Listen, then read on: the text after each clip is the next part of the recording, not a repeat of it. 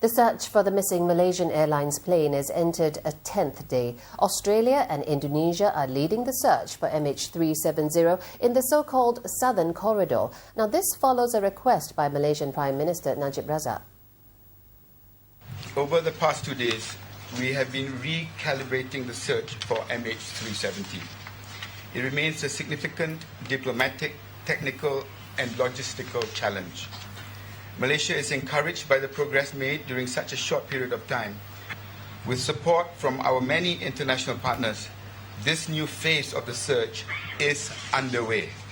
Assets are being deployed and search and rescue operations have begun. The new phase focuses on 2 corridors where flight MH370 might have been when it last communicated with the satellite. That was at 8:11 a.m. on the day it vanished, 6 hours after its last known radar contact in the Strait of Malacca. Unfortunately, the satellite data cannot pinpoint the location for the plane at 8:11 a.m., but it places it anywhere along these arcs, one stretching north up to Central Asia and the other deep into the Indian Ocean towards Australia. I spoke shortly before question time to Prime Minister Najib Razak of Malaysia.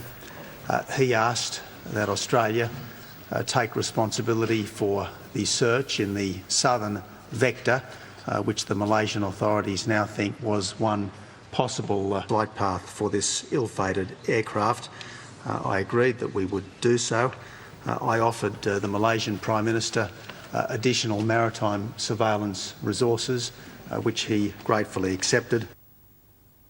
Well, security in a plane's cockpit has become a focus point following reports that the transponder for the missing Malaysian Airlines may have been deliberately turned off. Experts say after 9/11, there were clearer guidelines which the International Civil Aviation Organization put in place to enhance cockpit security.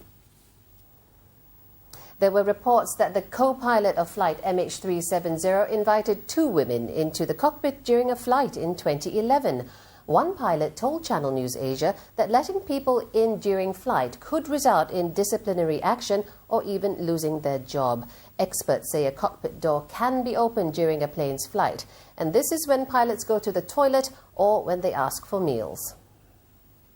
In those instances when the door is open, there are procedures that the airline crew has to follow to ensure that during this period of vulnerability, we minimize the risk as much as possible. But it will involve a lot of procedures, the different checks that must be in place before a door is allowed to be open, and then once open, how is it done? There's a certain method to actually doing it.